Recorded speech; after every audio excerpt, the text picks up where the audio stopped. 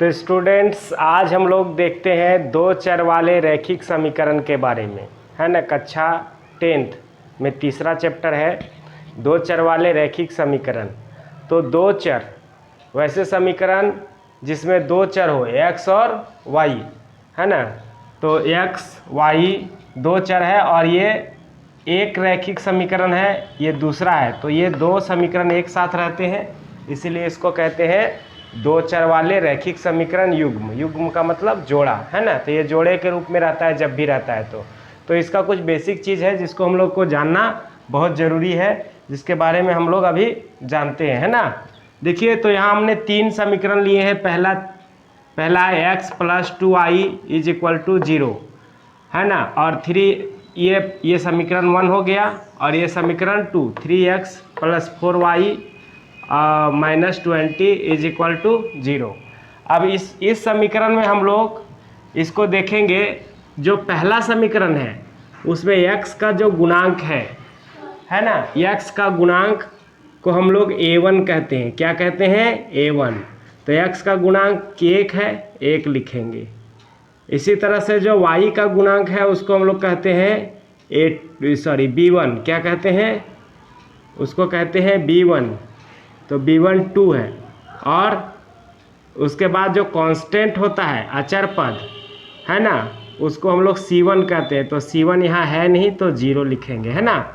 उसी तरह से अब समीकरण 2 में, समीकरण 2 का जो x का गुणांक है उसको a2 कहते हैं। a2 मेरा 3 है। उसी तरह से समीकरण 2 का जो y का जो गुणांक है उसको b2 कहते हैं। तो b2 कितना है? y का गुणांक 4 है, 4 हो जाता है। और फिर देखिए जो कांस्टेंट है अचर पद है, जैसे 20 है यहाँ अचर पद, तो उसको c2 बोलते हैं। c2 = 20। तो इस तरह से हम लोग इस समीकरण में a1, दोनों में a1 b1 c1 पहला समीकरण से और दूसरा समीकरण से a2 b2 और c2 निकालना सीख गए, है ना। इसी तरह से हम लोग ये अब देखिए ये जो समीकरण है इसमें भी हम लोग a1 निकालेंगे। a1 क्या है? x का गुणांक 2, b1 क्या है? y का गुणांक 3 और c1 क्या है? कांस्टेंट -9 अचर पद, है ना। उसी तरह से a2 क्या है? 4, b2 6 और c2 -18, है ना। तो इस तरह से इसमें भी हम लोग निकाल लिए a1 b1 c1 और a2 b2 c2। अभी तीसरा में भी देखिए यहाँ निकालते हैं, है ना। a1 1, देखिए x के साथ कुछ नहीं है ना, जैसे यहाँ x के साथ 2 था, 2 लिखे, यहाँ तो कुछ नहीं तो 1 है इसका गुणांक, है ना। b1 2 और c1 -4।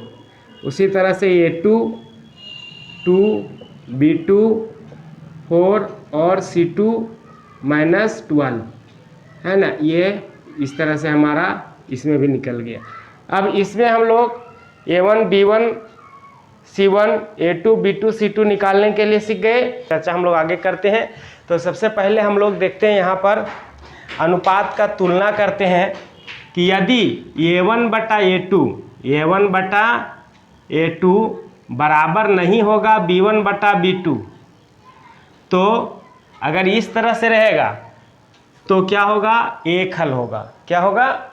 एक हल। इसमें देखिए हम लोग यहाँ इसको हम लोग करते हैं a1 1/a1/a2 1/3 बराबर नहीं है ना 2/4 2/4, ये दोनों बराबर है क्या? इसको अगर 2/4 को करेंगे तो 1/2 होगा। तो ये दोनों बराबर नहीं है, यानी कि a1/a2 बराबर नहीं है b1/b2। तो इस स्थिति में क्या होगा? इस स्थिति में केवल एक हल होगा। ये दोनों जो समीकरण युग्म है, दो चर वाले रैखिक समीकरण युग्म, उसके केवल एक हल होंगे। कितने हल होंगे?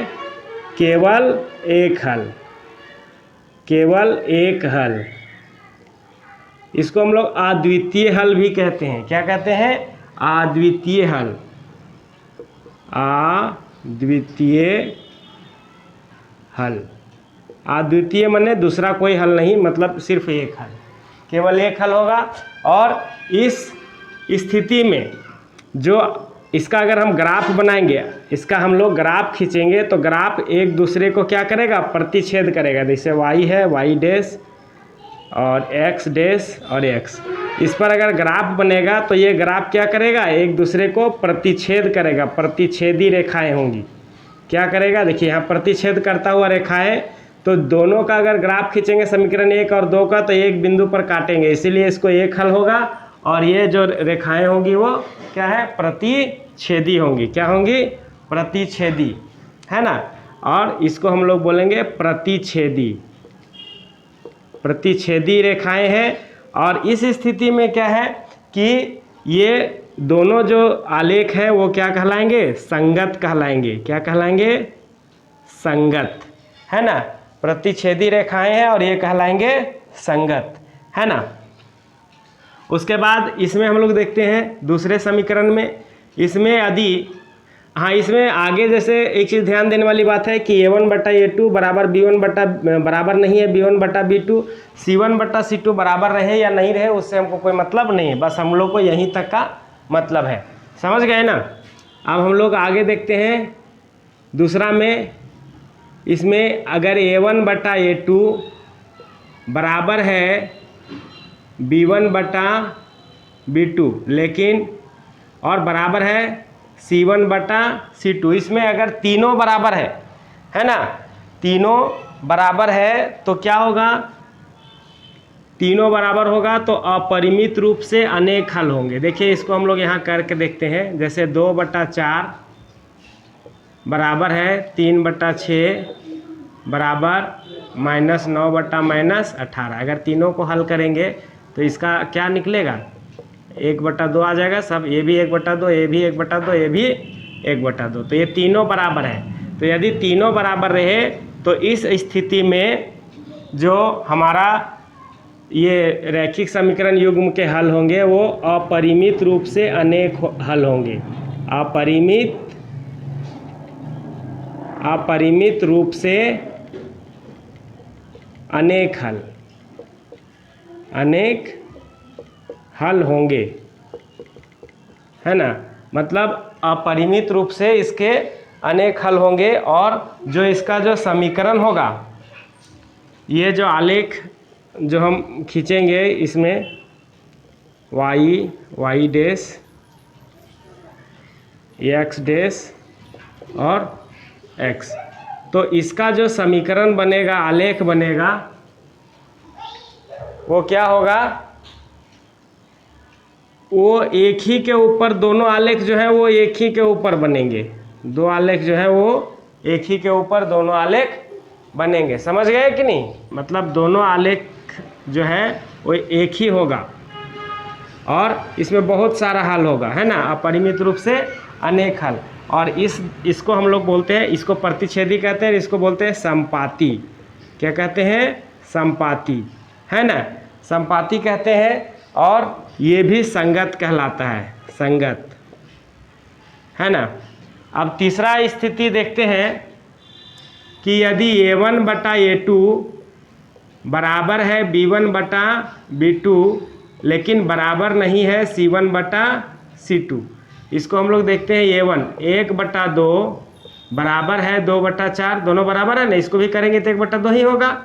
और लेकिन बराबर नहीं है -4/-12, ये दोनों बराबर है, ये और ये बराबर है, 1/2 इसको भी काटेंगे तो 1/2 ही होगा, लेकिन ये इसके बराबर नहीं है, ये 4/12 है तो ये 1/3 हो जाएगा, है ना। तो ये दोनों बराबर है लेकिन ये बराबर नहीं होगा। तो इस स्थिति में क्या होगा, कोई हल नहीं होगा। क्या होगा, कोई हल नहीं होगा, नहीं है ना। मतलब एक भी हल नहीं है। और इसका जो आलेख जो हम ग्राफ बनाएंगे y डैश, इसको बनाते हैं x और x डैश, तो इसका जो ग्राफ बनेगा ये दोनों समांतर बनेगा, है ना।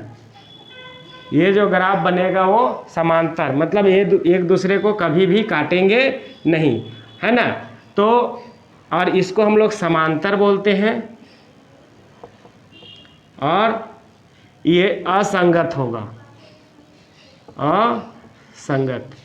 तो बच्चों आज हम लोगों ने देखा कि ये जो समीकरण होते हैं दो चर वाले रैखिक समीकरण युग्म, इसके 3 प्रकार के हल होते हैं, अद्वितीय हल या केवल एक हल, दूसरा अपरिमित रूप से अनेक हल, और तीसरा कोई हल नहीं, है ना।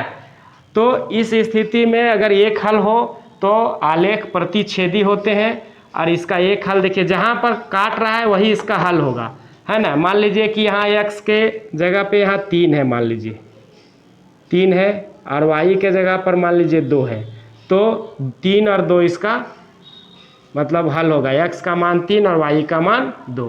और ये जो है इसमें तो बहुत जगह आलेख एक दूसरे से पूरे मिल रहे हैं, तो इसीलिए इसको अपरिमित रूप से अनेक हल होंगे, और यहाँ कहीं नहीं मिल रहा है तो ये कोई हल नहीं होगा।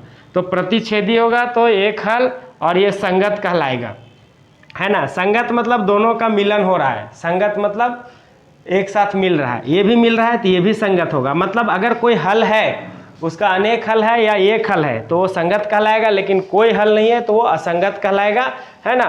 और ये समांतर रहेगा, ठीक है। अब इसके बाद वाले वीडियो में हम लोग चर्चा करेंगे एक्सरसाइज 3.1, है ना। अब प्रश्नावली 3.1 का सारा क्वेश्चन आंसर करेंगे, और ये जो है ये आपके लिए बहुत इंपॉर्टेंट है, इसको आप लोग नोट कर लीजिएगा।